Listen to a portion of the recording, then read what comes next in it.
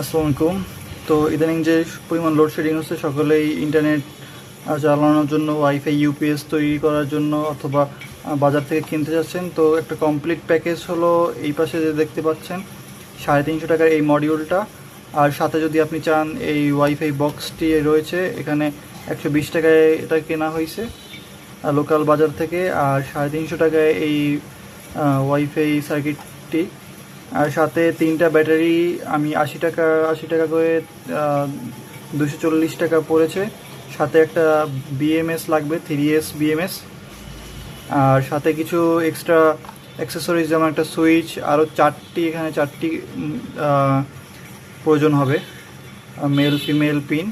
So mainly 850 টাকার মতন খরচ পড়েছে। এটার মাধ্যমে হয়তো বা 2-3 ঘন্টা ব্যাকআপ পাওয়া যাবে আশা করা যায়। আর এখানে আমি এই সার্কিট বক্স এক্সট্রা অ্যাক্সেসরিজ খরচ না করে নিজেই আমি 3টি বুস্ট কনভার্টার দিয়ে ব্যাটারি প্যাক বানাবো। সেক্ষেত্রে আমি খরচা খুবই বেঁচে যাবে। এজন্য আমার 2টা ব্যাটারি লাগবে, যেখানে 2S বিএমএস ইউজ করতে হবে, আর এটা 3S বিএমএস। দুইটার ডিস্টিংশন আলাদা করে রাখতে হবে। সেক্ষেত্রে আপনি বাজারে গিয়ে যে কোনো একটা কিনলেই হবে না, কিন্তু 2S বিএমএসের ক্ষেত্রে যেহেতু দুইটা সিরিজে এরকমভাবে কানেকশন থাকবে, তাই এটাকে 2S বলা হয়। আবার এটার মধ্যে আরেকটা ব্যাটারি লাগানো থাকলে সেক্ষেত্রে এখানে 3টা ব্যাটারি লাগানো থাকলে 3S বিএমএস ইউজ করতে হবে। এই বিএমএসটা অবশ্যই ইউজ করবেন যখন ব্যাটারি একসাথে কানেকশন দেবেন, কেননা ব্যাটারি না হলে ড্যামেজ হয়ে যাবে। ওভার কারেন্ট প্রোটেকশন দেয়। এই বিএমএসের কাজ হলো ব্যাটারি হেলথ বজায় রাখা। সো মেইনলি আমার খরচ পড়বে এখানে 80 টাকা করে 3টা, একটা চার্জের জন্য, একটা 9 ভোল্টের জন্য, একটা 12 ভোল্টের জন্য। তো সেক্ষেত্রে আমার খরচ পড়বে 240, আর এখানে 160, এই হবে 400। আর একটা বিএমএস যদি ধরি 80 টাকা, তাহলে 480। একটা সুইচ, এটা কম্পালসারি না, সুইচ ধরলাম 480, আরও এখানে 450 টাকা বা 500 টাকায় ম্যাক্সিমাম আমার খরচ যাবে আমি যদি এই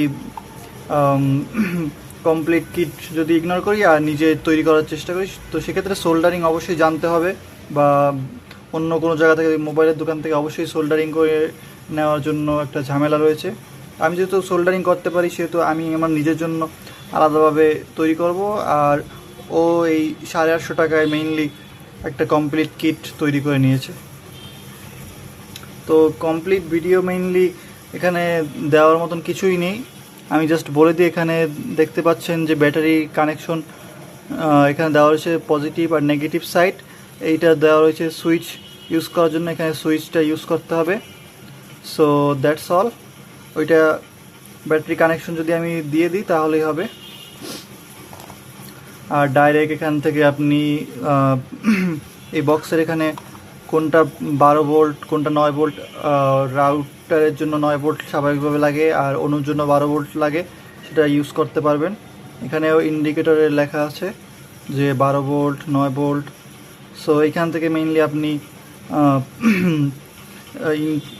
চার্জের অপশন এখানে 12 ভোল্ট দেবেন, আর এখান থেকে আউটপুট 5 ভোল্ট 9 ভোল্ট 12 ভোল্ট বের করে রাউটার অনু আপনি মোবাইলও চার্জ দেওয়ার অপশন রয়েছে। So that's all for the time being, and I will make another video in details about my project.